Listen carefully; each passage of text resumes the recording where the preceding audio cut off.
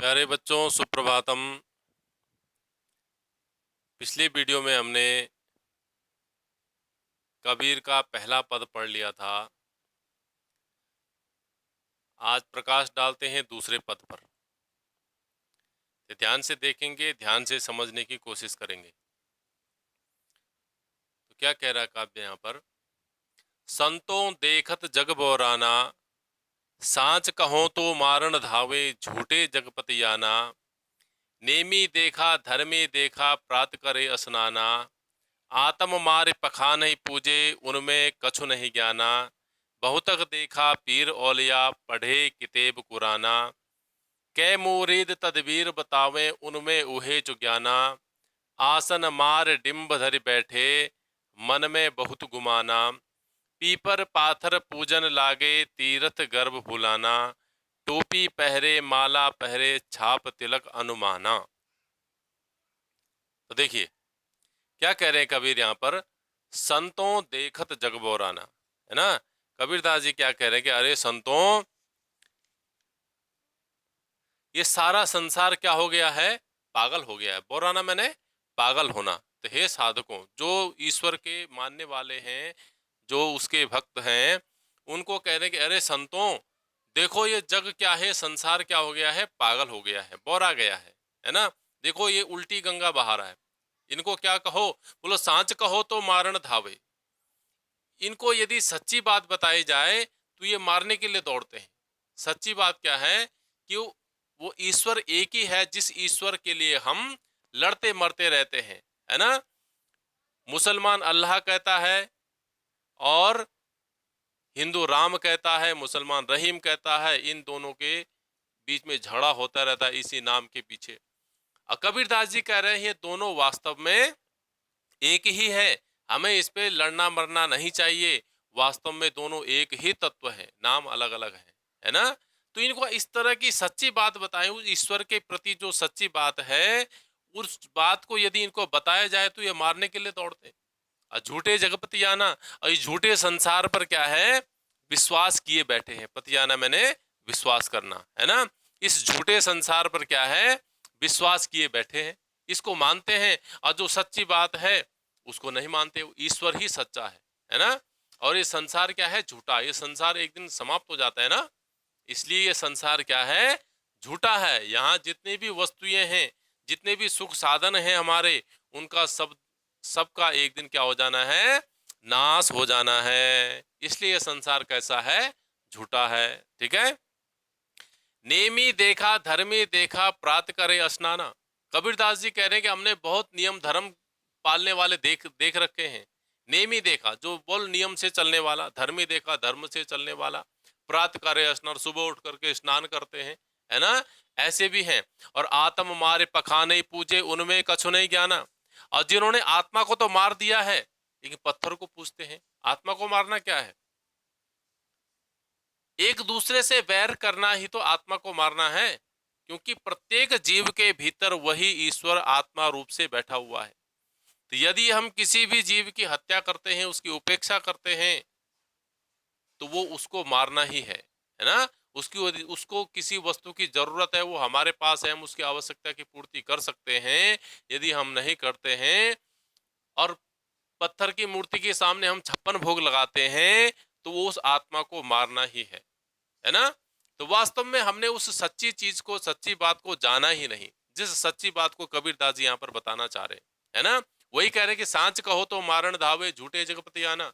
झूठे संसार पर तो विश्वास किए बैठा है, लेकिन जो सच्ची वस्तु है, वास्तविक चीज है, उसको भुलाए बैठा है। और उसका यदि ज्ञान इसको दिया जाता है तो उल्टा मारने के लिए दौड़ता है ना। तो आत्म मारे पखाने पूजे, उनमें कछु नहीं ज्ञाना। पखान पत्थर पूजने का निषेध यहाँ पर कबीरदास जी नहीं कर रहे हैं, बल्कि अगर हम पत्थर की मूर्ति में भगवान को देखते हैं, तो प्रत्येक प्राणी में भी हमें उसी ईश्वर के दर्शन करने चाहिए, उस ईश्वर को मानना चाहिए। क्योंकि प्रत्येक प्राणी के भीतर आत्म रूप से वही ईश्वर तो बैठा हुआ है। जिस ईश्वर को तुम पत्थर में पूजना चाहते हो, पत्थर में देखते हो, वही ईश्वर चेतन रूप में पत्थर में तो है या नहीं, ये तो बाद में पता नहीं। लेकिन जो चलती फिरती मूर्तियां हैं, जो प्रत्येक प्राणी है, उनके भीतर तो वही तत्व आत्म रूप से बैठा हुआ है। तो उसको तो तुमने मार दिया है, उसकी तो तुमने उपेक्षा कर दी है। और पखा नहीं पूजे पत्थर की खूब पूजा करते हैं। तो कबीरदास जी कहते हैं उनमें कछु नहीं ज्ञाना, उनमें कुछ ज्ञान नहीं है ना। उसमें यदि वो ऐसा करता है, प्राणियों से प्राणियों की उपेक्षा करता है और पत्थर की पूजा करता है, तो उनमें बोला उस ईश्वर संबंधी कुछ ज्ञान है ही नहीं, है ना। और क्या कह रहे हैं, बहुतक देखा पीर औलिया पढ़े किताब कुराना। कबीरदास ने कबीरदास जी ने यहाँ पर दोनों की निंदा की है।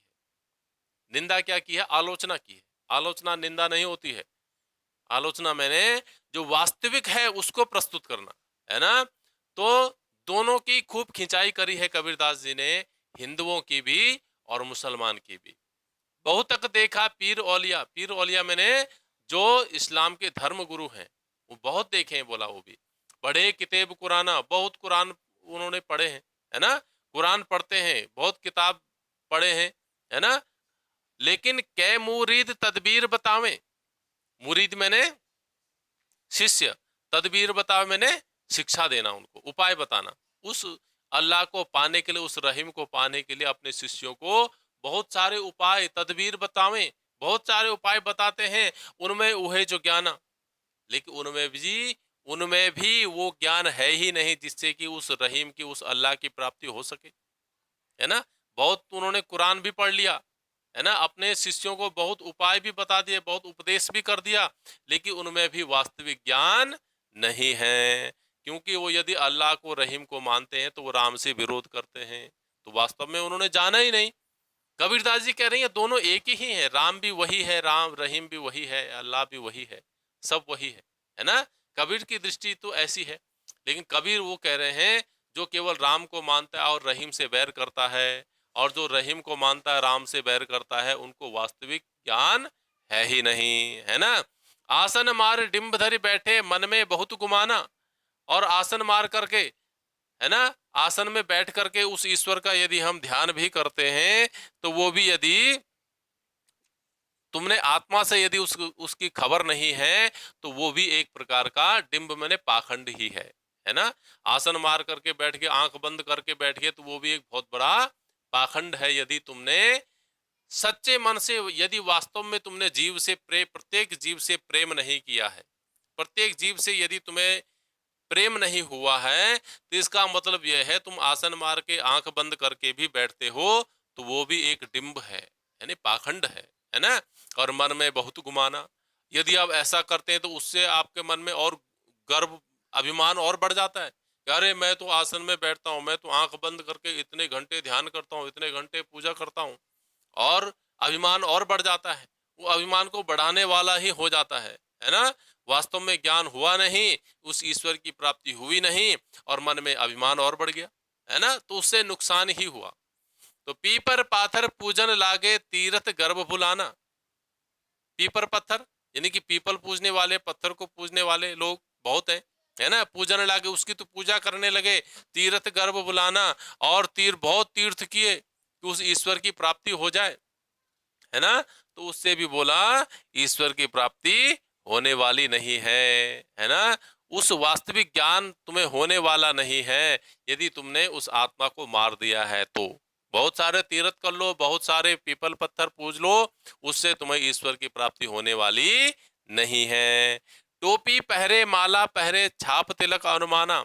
बहुत टोपी पहनने वाले, माला पहनने वाले, छाप तिलक लगाने वाले बहुत देखे हैं, लेकिन उनको भी यदि वास्तविक उन्हें आत्मा का ज्ञान नहीं है, तो वो भी क्या है, उनको भी उस ईश्वर की प्राप्ति नहीं होगी। ठीक है, तो वो सब क्या है, ढोंग है, पाखंड है। ठीक है, आगे देखो। साकी शब्द गावत भूले आत्म खबर न जाना, हिंदू कहे मोई राम प्यारा तुर्क कहे रहीमाना, आपस में दो लड़ लड़ मुए मर्म न काहू जाना, घर घर मंत्र देत फिरत है महिमा के अभिमाना, गुरु के सहित सिक्के सब बूढ़े अंत काल पछताना, कहे कबीर सुनो हो संतो ये सब भरम बुलाना, केतिक कहो कहा नहीं माने सहजे सहज समाना। और क्या कह रहे हैं, साकी शब्द, साकी मैंने ज्ञान की जो बात है ना, शिक्षा, साकी मैंने शिक्षा, तो शिक्षा संबंधी जो शब्द, उसको तो तुम गाना भूल गए। गाना भूल गए मैंने वो तुम्हारे जीवन से, जीवन में कुछ रहे नहीं, जीवन में तुम्हारा वो उतरे नहीं, है ना? जो वास्तविक शिक्षा है, वास्तविक ज्ञान है, वो तुम्हारे जीवन में उतरा ही नहीं, उसको तुम गाना भूल गए, अपने जीवन में उतारना भूल गए। आत्म खबर ही न जाना, और आत्मा की तुम्हें कोई खबर ही नहीं है। आत्मा मैंने प्रत्येक प्राणी, जीव मात्र, है ना? तो आत्मा की खबर मैंने प्राणी मात्र को हमें उसी ईश्वर के स्वरूप से जानना चाहिए, है ना? तो आत्म खबर ही न जाना। हिंदू कहे मोई राम प्यारा, तुर्क कहे रहमाना। हिंदू कहता है मुझे राम प्यारा है, और तुर्क मैंने मुसलमान कहता है कि मुझे रहीम प्यारा है। ठीक है, हिंदू को राम प्यारा है तो रहीम से दुश्मनी नहीं होनी चाहिए, और मुसलमान को रहीम से प्रेम है तो राम से कोई दुश्मनी बैर नहीं होना चाहिए, तब तो ठीक है। और यदि हम राम से प्रेम करते हैं रहीम से दुश्मनी करें, या रहीम से प्रेम करते हैं राम से दुश्मनी करें, तो वो ठीक नहीं है ना? तो आपस में तो लड़ लड़ मुए मर्म न काहू जाना, ये दोनों आपस में राम रहीम के चक्कर में दोनों ही लड़ लड़ करके मर जाते हैं, लेकिन मर्म में यानी वास्तविकता को किसी ने जाना ही नहीं। और घर घर मंत्र देत फिरते हैं महिमा के अभिमाना।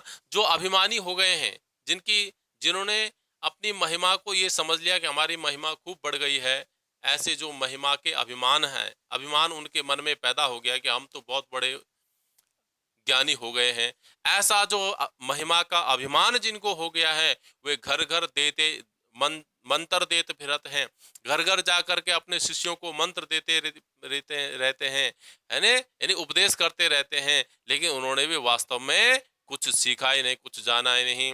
तो ऐसे गुरु और शिष्य क्या होते हैं, दोनों ही डूब जाते हैं, कोई किसी को नहीं तार पाता। तो गुरु के सहित सिक्के सब बूढ़े, अंत काल पछताना।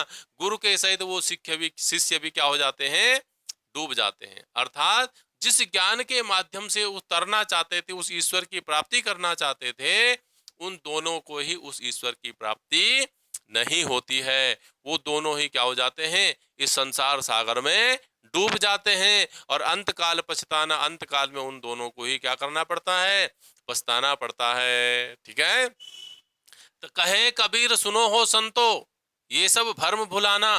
कबीरदास जी कहते हैं, संतो सुनो, ये सब क्या है, भ्रम है ना? ये जो जो बातें यहाँ पर बताई गई हैं, और जो संसार में चलन हो गया है, वो सब क्या है, भ्रम है, भ्रम है ना? इसको हमें क्या करना चाहिए, भुलाना चाहिए, है ना?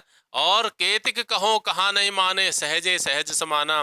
कितना कहा इनको बोला, कबीरदास जी कहते हैं कि कितना कहा गया है, यानी कि अनेक संतों के द्वारा कितना कहा गया है, लेकिन कोई मानने को तैयार ही नहीं। क्या बोला, सहजे सहज समाना। वो ईश्वर तो कैसा है, सहज है, और वो सहज में ही उसकी प्राप्ति भी हो जाती है ना? उसके लिए ना आसन मारने की जरूरत है, ना ध्यान करने की जरूरत है ना? ना उपदेश करने की जरूरत है।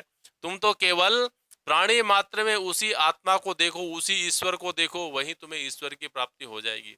प्राणी मात्र में यदि हमारी दृष्टि ऐसी बन जाती है कि सबके भीतर वही ईश्वर तो बैठा है, किससे बैर करें?